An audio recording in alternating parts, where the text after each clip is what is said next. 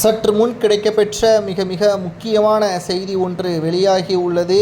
திராவிட முன்னேற்ற கழகத்தின் தலைவரும் தமிழக முதல்வருமான மு.க.ஸ்டாலின் அவர்கள் சுமார் 10 லட்சம் கோடி கமிஷனாக பெற்றுள்ளதாக தற்பொழுது சமூக வலைதளங்களில் வைரலாக பரவி வருகிறது. இது உண்மையான தகவலா? யாரிடம் எல்லாம் பணத்தை மு.க.ஸ்டாலின் அவர்கள் பெற்றுள்ளார் என்பதை தான் இந்த வீடியோவில் முழுமையாக நாம் பார்க்க போகிறோம்.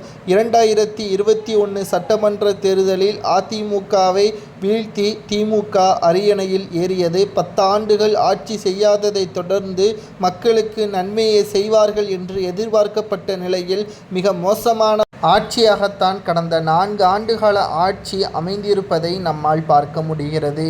குறிப்பாக சொல்ல வேண்டும் என்றால் தனியார் நிறுவனங்களிடம் இருந்து பல கோடிகளை பெற்றிருப்பதாகவும் அதற்கான ஆதாரங்களையும் அண்ணாமலை அவர்கள் அமலாக்கத்துறை அதிகாரிகளிடம் கொடுத்துள்ளார். மேலும் கடந்த 4 ஆண்டுகளில் மட்டும் 4 முறை வெளிநாட்டு பயணம் என்று பெயரில் சென்றார். தமிழக வளர்ச்சிக்காக தொழில்களை முனைவர்களை தமிழ்நாட்டிற்கு கொண்டு வருவதற்கான சிறப்பு ஏற்பாடுகளாக இது அமையும் என்று விமர்சனம் செய்துவிட்டு அமெரிக்கா பயணம், லண்டன் பயணம், ஜப்பான் பயணம் போன்ற நாடுகளுக்கு தொழிலதிபர்களை பார்ப்பதற்காக சென்ற மு.க.ஸ்டாலின் அவர்கள் தனிப்பட்ட முறையில் தனது சொத்துக்களை பெருக்குவதற்கும் குடும்பத்தில் உள்ள நபர்களுக்கு அங்குள்ள நிறுவனங்களை வாங்குவதற்கும் தான் சென்றுள்ளதாக அண்ணாமலை அவர்கள் அனைத்து ஆதாரங்களையும் தற்பொழுது சேகரித்திருக்கிறார்.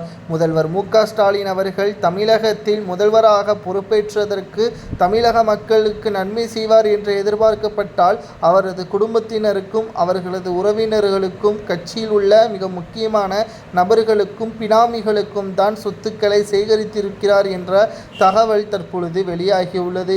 சுமார் 10 லட்சம் கோடி வரை இதற்காக அவர் கமிஷனாக பெற்றிருப்பதாகவும் வெளிநாடுகளில் பினாமிகள் மூலமாக இதை வைத்திருக்கிறார் என்றும் அண்ணாமலை அவர்கள் உரிய ஆவணத்தை அமலாக்கத்துறை அதிகாரிகளிடம் கொடுத்துள்ளார்.